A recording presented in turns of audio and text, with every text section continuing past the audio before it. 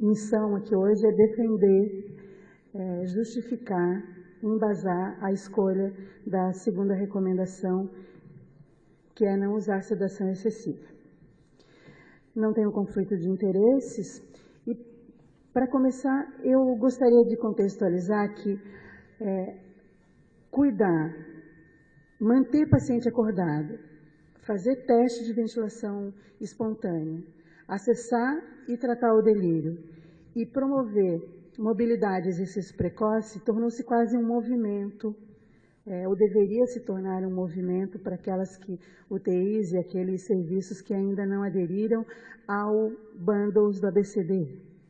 E como é que chegamos a esse movimento? O berço do ABCDE, desse movimento, eu resumiria nos seguintes artigos. Não que outros não tenham sido importantes, eu até vou citar alguns, mas o berço deles começou em 1996 com o estudo do Eli. O estudo do CRES na sequência, o GIRAR, o STROM e assim por diante. Basicamente, os estudos tinham foco em fazer teste de ventilação espontânea diário, acordar paciente diariamente, fazer teste de ventilação mais acordar, remover a sedação, tratar doente sem nenhuma sedação, a escolha do sedativo e, por fim, a importância da mobilização precoce. E eu vou mostrar rapidamente aí os resultados desses estudos principais e o que veio derivado deles. O primeiro estudo, que é o do Eli, de dezembro de 1996, basicamente foi identificar, com um teste de ventilação espontânea, quais pacientes poderiam iniciar o desmame do ventilador. Aparentemente, até então, os pacientes ficavam sedados durante períodos muito prolongados, enquanto a sua doença de base, a doença que o levou à ventilação, não melhorava, os pacientes não saíam da ventilação mecânica. E o resultado disso foi surpreendente, porque mostrou que os pacientes ficavam, após o teste de ventilação espontânea, respiração espontânea, os pacientes muitos podiam ser retirados do ventilador antes do tratamento final da sua doença de base. O teste, ele diminuiu o tempo da ventilação mecânica e diminuiu também o tempo do desmame. Além disso, aqueles pacientes que participavam do teste, o grupo controle, diminuíram as complicações.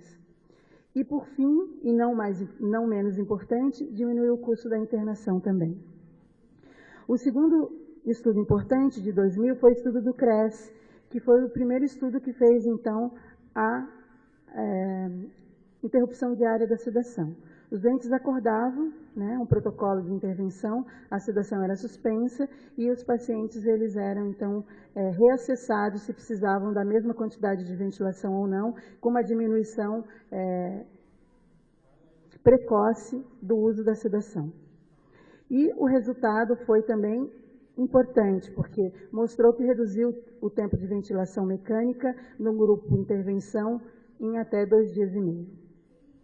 Também mostrou uma diminuição no tempo de permanência da UTI no grupo controle, grupo intervenção 6 dias e no outro grupo quase 10 dias. O outro estudo da sequência é um estudo que juntou a diminuição da sedação, a interrupção diária com o teste da ventilação espontânea. Então, nesse estudo, o grupo controle, ele já fazia o teste de respiração espontânea diária, mas agregou-se no grupo intervenção acordar o doente. E isso também mostrou uma diminuição nos tempos de ventilação mecânica no grupo intervenção de pelo menos 3 dias. Outro ponto importante desse movimento foi qual é a sedação melhor para o doente. Nós não temos muitas opções de sedativos, basicamente os benzodiazepínicos na época, e muitos de nós somos do tempo que a gente usava benzodiazepínico de longa duração. O midazolam, os de curta, vieram muito tempo depois, e o propofol e a dexmedetomidina mais ainda. Então, os estudos que comparavam uma droga com a outra também foram importantes para sedimentar esse movimento. E um dos primeiros deles foi o estudo de 2017, que comparou ainda a dexmedetomidina com o lorazepam. Foi um estudo pequeno, em torno de 50 pacientes em cada braço, né? Mas é um estudo que mostrou também diminuição do tempo. Os doentes com dexmedetomidina ficavam mais tempo no alvo da sedação e eles tinham menos tempo de ventilação mecânica, de coma e de delírio. O outro estudo comparou a dex com o midazolam.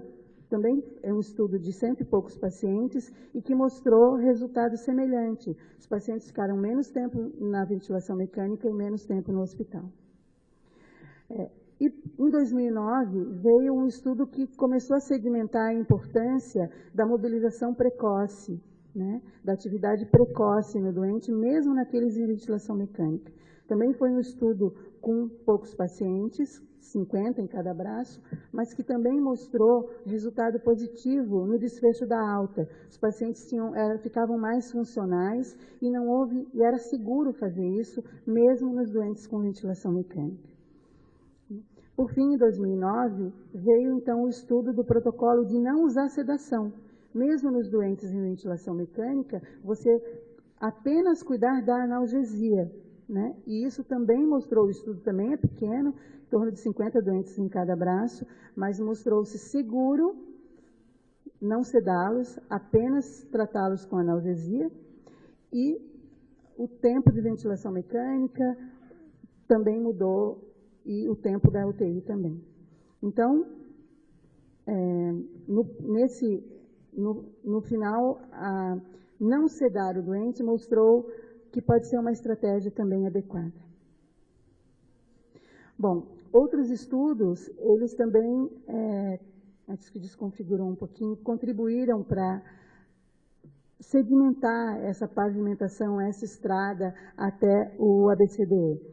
A gente teve o estudo do Kohler, acho que desconfigurou, mas o estudo do Kohler foi em 1998, logo depois daquele estudo do Eli, que mostrou, na verdade, que os doentes podiam ter um teste rápido de ventilação e sair antes do ventilador. No estudo do Kohler, ele foi uma corte observacional e ele observou que os doentes que ficavam em sedação contínua, em sedação profunda, obviamente, tinham mais dificuldade para sair do ventilador e ficavam mais tempo na unidade de terapia intensiva. Na sequência, em 2004, a gente também teve uma relação, um estudo que mostrou uma relação de delírio com mortalidade. A mortalidade era 3 vezes maior nos pacientes que apresentavam delírio e, na sequência, outros estudos mostravam relação do uso de benzodiazepínico com a ocorrência de delírio. Aqui em 2009 a gente teve um outro estudo importante, aquele primeiro estudo da interrupção diária da sedação, do CRES de 2000, ele ainda usava infusão contínua com benzodiazepínico e os pacientes eram profundamente sedados. Então, esse estudo de 2009, que os senhores estão vendo aí na tela, ele foi importante porque também é importante você não só fazer a interrupção diária, mas você fazer sedação leve e tirar o doente o mais rápido possível do sedativo. Então, comparar sedação leve com sedação profunda, ela foi benefício para a sedação leve, obviamente, e havia uma preocupação, será que esses doentes não ficavam com estresse pós-traumático, porque estavam no ventilador, no ambiente da UTI, não estavam sedados, estavam acordados? E esse estudo mostrou com escalas que avaliavam o estresse pós-traumático que isso não acontecia e que a sedação leve ela era bem tolerada. Né? Esse é um outro estudo que o SPICE, e também foi uma corte observacional e que correlacionou sedação precoce e profunda com mais tempo no ventilador e maior mortalidade, enfim. Né? Bom, a partir desse conjunto de estudos, começaram a surgir, então, os guidelines e os protocolos, uma nova forma de fazer sedação e analgesia nos pacientes críticos, principalmente no grupo de pacientes com ventilação mecânica, que costumava ser o grupo que mais recebia sedação. Né? Isso por causa de uma impressão de que eles não iam tolerar o tubo, de que o tubo era traumático, estar preso ao ventilador era uma coisa traumática, então se sedava muito esses doentes. A partir desses protocolos, então, esse já em 2012, vejam que é uma coisa relativamente recente, né? Temos aí em torno de 10 anos, passamos uma vida fazendo sedação profunda. Os guidelines, então, passaram a valorizar a analgesia em detrimento da sedação, né? Então, uma ênfase em avaliar, em utilizar escalas de avaliação de dor, deixar o paciente confortável e sem dor, porque muito provavelmente ele aí não precisaria de sedações profundas. Temos, então, aqui um dos primeiros protocolos. Nós temos protocolos que dão muita ênfase, então, à avaliação precoce de dor e reacessar a dor frequentemente, né? Trate a dor primeiro sempre, então cede só se necessário, mas depois de exaustivamente avaliar se a analgesia está adequada. Em 2014 veio um protocolo, uma revisão clássica aí do New England, também com na mesma linha, né? Vejam que aqui ele elenca em que situações estariam indicadas, então, sedações mais profundas, por exemplo, no tratamento de estado de mal epilético ou na hipertensão intracraniana descontrolada, enfim. E aí, primeiro analgesia, avaliação da dor, e aí uma utilização mais adequada de sedativo, mesmo nessa população de doentes. E se o paciente está confortável, está sem dor, talvez ele não precise nem de analgesia e nem de sedativo, desde que ele esteja contactuando e acessando a dor, e você sempre preocupado com o conforto e com a analgesia adequada. A partir disso também surgiu a importância do uso das escalas de dor, né? E escalas de sedativo, para que a gente pudesse escolher um alvo de sedação e não fazer uma sedação básica para todo mundo do mesmo jeito, né? E, finalmente, em 2016, foi publicado no Intensive Care Medicine o conceito do ICASH. Promover ao doente, precocemente, rapidamente, conforto no ambiente da terapia intensiva. Mínima analgesia e usar analgesia, mínima sedação, mais um atendimento multiprofissional e mais até holístico da permanência dele na UTI.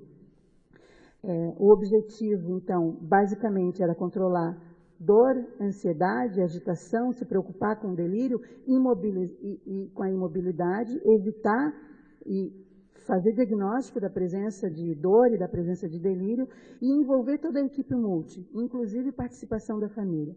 Promover um ambiente, então, de conforto para o doente, não necessariamente usando obrigatoriamente até analgésico e sedativo. A sedação, então, ela já bem sedimentada, que ela não faz mais parte da primeira abordagem, mas é a analgesia, né? Então, no ICASH nós também encontramos esse algoritmo, que se o paciente está confortável, ele não recebe nem analgesia nem sedação. Ele simplesmente vai receber cuidados com o sono, com orientação, a psicologia, a família, a equipe multi, tornando essa permanência do doente na unidade de terapia intensiva o mais confortável possível. Surgiram em outras populações de doentes aí algoritmos semelhantes, guidelines semelhantes, e outra preocupação foi com a escolha do sedativo, né? Se você realmente precisa usar sedativo, qual é o sedativo que traz menos problema para o doente, né? Menos comorbidade? Então, passou-se a ter o conceito de usar a menor quantidade de benzodiazepínico possível, só de maneira intermitente e em situações especiais.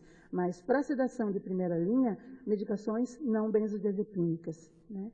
Tem várias comparações aí de benzodiazepínico com desfecho favorável para a medicação não benzodiazepínica, Propofol e Dex, inclusive um estudo mostrando diferença na mortalidade do hospital e da UTI a favor de medicação não benzodiazepínica. O fato é que durante essas décadas, ou desde 1996, nós estamos construindo os nossos bundles e nós estamos construindo o nosso bloco, ABCDF e GHI mais recentemente. O que é o nosso bloco ABCDFGHI? Então, basicamente ênfase em acessar e prevenir e manejar a dor, fazer trial de respiração espontânea e acordar o doente, escolher a sedação e analgesia adequada, evitar benzodiazepínico, fazer diagnóstico de delírio, medidas de prevenção e manejo, fazer mobilização precoce, envolver a família, você fazer as visitas à beira de leito com comunicação, envolvendo toda a equipe multi, com o objetivo de oferecer conforto para o doente durante a estadia da UTI. Cuidar do ambiente, da temperatura, promover sono, enfim. Então, nós estamos construindo ali ao longo do tempo o nosso bloquinho, o nosso bundle de conforto, né? Bom, o nosso ABC, acordar o doente e fazer respiração espontânea, já mostrou que diminui a duração da ventilação mecânica, do coma e da mortalidade. Fazer sedação leve e evitar benzodiazepínicos diminui a duração da ventilação mecânica, da mortalidade e diminui o delírio. Fazer monitorização do delírio e manejar o delírio aumentou a detecção e aumentou a ideia de que o delírio pode ser um preditor de mortalidade e morbidade. Fazer mobilização precoce e exercício diminui o delírio, diminui o tempo na UTI e melhora funcional do doente na alta e na mortalidade. Bom, outras coisas ainda estão vindo, né, que são os trials que estão em andamento, que são protocolos de não sedação. Tratar o doente só com analgesia, aquele protocolo lá atrás que eu mostrei, que era não sedação, já tinha esse trial antes, mas ele era um não randomizado. Agora nós temos aí pelo menos 4 estudos de não sedação, que são protocolos randomizados, que estão em andamento, o não SEDA e outros derivados do não SEDA, inclusive com avaliação cognitiva na alta, com a sua relação também com prevenção de úlcera por pressão, né? Mais coisas nesse sentido virão. Então, acho que está bem justificada a ideia de que não usar sedação excessiva tem um efeito no desfecho dos doentes de morbidade, de mortalidade e de conforto e de funcionalidade. Obrigada pela atenção.